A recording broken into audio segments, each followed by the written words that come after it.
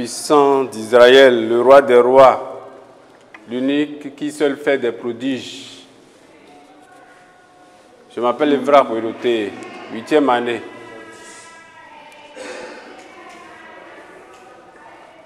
À l'instant, nous allons nous entretenir sur ce qui s'est passé dans le livre de Genèse, chapitre 26, le verset 7, qui dit que Isaac était à Guérar et sa femme avait été prise par Abimelech. Et quand on faisait des questions sur sa femme, il disait par crainte que c'était sa sœur, de peur qu'il ne meure. C'est en réalité ce qui se passe de nos jours dans cette vie où les lois de Dieu sont foulées aux pieds. L'être humain que nous sommes, chacun se lève de son gré et se crée ses petites lois. Chacun se lève et il fait ce qu'il veut. Alors qu'en réalité, dans la maison de Dieu, si nous sommes effectivement chrétiens, ça ne devait pas être le cas. Car un fils doit forcément honorer son père. Pour le cas précis, les enseignements que nous allons tour à tour prendre, c'est d'abord de comprendre que l'Éternel Dieu n'aime pas l'adultère. L'Éternel Dieu n'aime pas quand un homme s'arrache ou s'arroge ce qui est à autrui. Il n'aime pas. Et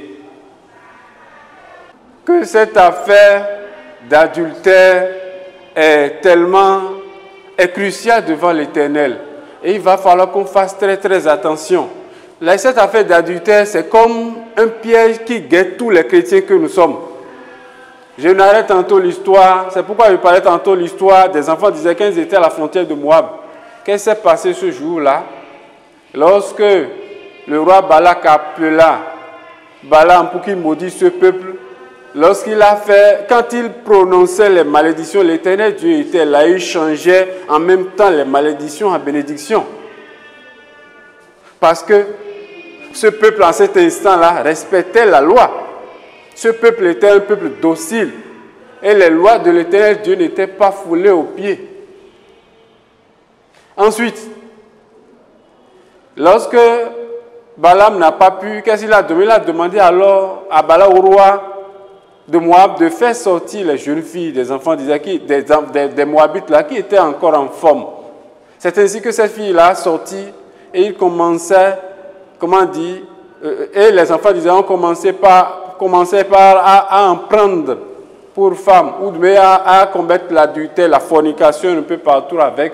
Et le résultat ce jour-là est terrible. C'est terrible. C'est ce que nous dit le livre de Nom, chapitre 25, le verset 9, où ce jour-là, il y a eu 24 000 personnes mortes par cette maladie-là, par ce fléau qui a été suscité pas simplement par quoi? Par la fornication, l'adultère. Il va falloir qu'on fasse très, très attention. Il va falloir qu'on fasse très, très attention. C'est pourquoi ailleurs, quand on descend un peu dans le livre de Proverbes, qu'est-ce que la Bible dit? Est-ce que quelqu'un mettrait-il volontiers du charbon ardent dans son caleçon sans s'être brûlé? Il va se faire brûler immanquablement. Il dit alors que la femme mariée tend souvent de pièges à la vie qui est précieuse. Effectivement, si vous êtes dans le Seigneur, il va falloir que chacun fasse très, très attention. C'est comme ce que nous dit le livre de Psaume 49, le verset 20. Il dit celui qui est en honneur, si tu es en honneur, si tu as la marque du Seigneur, si l'Éternel Dieu est ta seule source, s'il est ton seul maître, il va falloir que tu fasses très, très, que tu uses beaucoup d'intelligence et ne pas te faire absorber par de petits péchés qui, en réalité, nous arrachent la bénédiction, c'est de petits péchés qui nous arrachent notre gloire de la même manière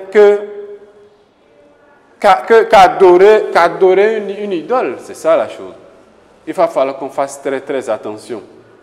Et aujourd'hui, toutes les règles, tout ce que l'Éternel Dieu a mis en place pour que la gloire de l'Éternel puisse éclore, c'est-à-dire pour que les âmes, ces anciens qu'il a travaillé, pour que leur esprit revienne et travailler et aider le peuple de Dieu, tous ces efforts-là sont quoi? Sont bafoués.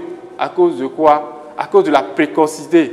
Tout le monde est pressé de s'attacher à une femme. Tout le monde est pressé de commencer par faire quoi? Par avoir des enfants. Et le résultat, c'est ça.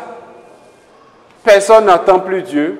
Personne ne veut plus. Alors que, souvenons-nous bien de ce qui s'est passé lorsque les enfants d'Israël ont quitté comment dire, la terre d'Égypte. Quand ils étaient dans qu'est-ce que l'Éternel a dit? L'Éternel combattra. Mais vous faites quoi? Gardez le silence. Nous, enfants d'Israël, nous devons toujours attendre l'Éternel Dieu pour que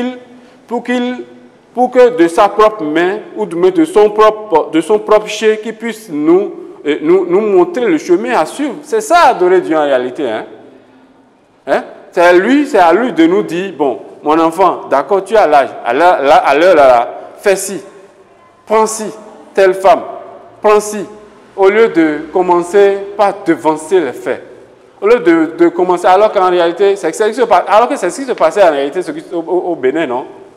Dans les pays, lorsque le jeune homme est en âge de... C'est quoi? Ce sont les parents qui se chargent de cette affaire-là. Ce sont eux qui font des démarches, ils font des cultures. Ils vont vers d'autres femmes, ils voient d'abord la famille. Cette famille-là est une famille honorable. Ils font les démarches et ça aboutit. C'est comme ça, Dieu. Il va falloir que tout le peuple de Dieu chrétien que nous sommes, que nous revenons en nous-mêmes. Et qu'on se demande si le fruit défendu dans le jardin d'Éden, si jusqu'à l'heure où nous parlons, là, si on ne continue pas de manger ce fruit-là en douce, on le fait bien en cachette. Pire même, oui, nous le faisons à divers niveaux.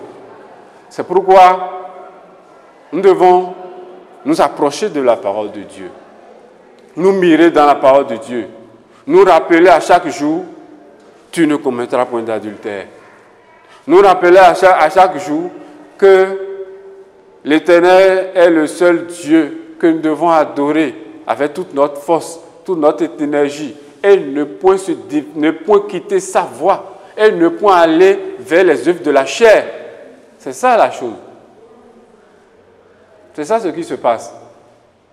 Donc, pour des questions de couple, la Bible dit, de façon claire, si nous ne prenons pas dans cette affaire, la Bible dit, celui qui repudie sa femme et en épouse un autre, il commet un adultère. C'est pourquoi lorsque les gens s'approchaient de Moïse pour lui demander, poser des questions sur cette affaire de divorce, il leur a dit simplement que c'est à cause de la dureté de votre cœur que Moïse leur a prescrit de faire quoi? De rédiger une lettre de divorce. Et il dit ailleurs, ne séparez pas ce que Dieu a joint. Sinon, séparer ce que Dieu, c'est déjà commencer à se battre avec Dieu. C'est-à-dire, l'Éternel dit que ça c'est A, toi tu dis non, c'est B, c'est Z. Ça ne pourra jamais marcher. Ça ne pourra jamais marcher. Nous devons savoir que notre corps est le temple de Dieu. Son temple, qu'il peut utiliser à tout moment, c'est-à-dire à un instant, à une date X, là, il peut dire, bon, c'est comme Joseph, quoi. Son corps était le temple de Dieu. C'est pourquoi à une date X, là, il a envoyé où? En Égypte, pour faire l'œuvre de Dieu. Bien entendu. C'est-à-dire, il n'y a pas d'œuvre de Dieu à faire sans rencontrer, effectivement, de grosses pierres, des pierres d'achoppement. C'est pourquoi, en chemin, la femme de Potiphar commençait par lui faire les œufs doux. Mais comme il était affermi, comme il était un homme accompli à de bonnes tâches, où la parole de Dieu regorgeait en lui, où il avait été proprement instruit par son père Jacob, qu'est-ce qu'il a fait? Il a résisté, c'est ça la chose. Il a résisté, il a tenu ferme. Et n'a pas laissé la bénédiction survoler sa tête. Nous sommes chrétiens sur la terre, mais nous avons des missions. Nous avons des combats spirituels à mener. nous avons, ça dit, nous avons des victoires à remporter à coup sûr. Nous devons faire tout possible pour analyser pour analyser le danger à distance et non s'approcher du danger pour commencer par chercher des moyens pour esquiver ou du moins bloquer tel coup. Non, ça ne devait pas être le cas. C'est-à-dire, de loin là, quand je me lève, quand je suis, il va falloir que je commence déjà par me rappeler les lois de Dieu. Que telle loi de Dieu a dit de faire ci. Telle loi de Dieu a dit d'honorer le sabbat, d'honorer le père et la mère, de ne point tuer. C'est ça notre mission. C'est ça ce que nous devons faire. Au lieu de continuer à être semblable à un peuple prêt à être égorgé. Parce que l'Éternel Dieu ne traite pas avec les méchants. Et il ne traite pas avec le menteur. Alors que, voilà, regardons dans la maison de Dieu. C'est rempli de qui? De chrétiens qui prennent plaisir à duper, qui prennent plaisir à tromper, qui prennent plaisir à arnaquer, qui prennent plaisir. La maison de Dieu est remplie. Souvenez-vous de cette parole. Il dit, ma maison ne sera pas une caverne de voleurs, c'est ça. Mais c'est sur la maison de Dieu. Et donc, ce peuple-là a destiné, nous qui sommes chrétiens et qui nous adonnons au mensonge, à la tromperie, à la roubladise, qui faisons nos petits coups, nos petits rapines dans le coin là, sachant que déjà nous sommes destinés à l'abattoir. Ça dit, il n'y a même pas de demi-mesure. Il n'y a pas de demi-mesure. Ça dit, c'est à l'abattoir quoi. Puisque l'Éternel Dieu est un Dieu trop juste, tellement juste, et il ne laisse pas le pécheur aller sans être puni. Il ne laisse jamais le pécheur aller sans être puni. Il va le rattraper. Tôt ou tard. C'est pourquoi il dit dans Genèse chapitre 37, le verset, il dit, j'ai été jeune et j'ai vieilli, mais je n'ai jamais vu le juste abandonné ou sa postérité mendiant son pain. Et c'est vrai. Ça veut dire que celui qui sème du bien au moment opportun, il en récoltera les fruits. C'est ça la chose. Et celui qui fait le mal aussi, l'Éternel attend au beau carrefour. Lui-même, il va commencer par régler ses comptes. Et ça dit, l'ascension de l'Éternel Dieu est un peu graduelle. Ensuite, il descend de génération en génération. C'est ça la difficulté. C'est pourquoi tout est dur dans le pays maintenant. Tout est dur. Les hommes se demandent même qu'est-ce qui se passe. Les hommes se demandent même si nous sommes effectivement chrétiens.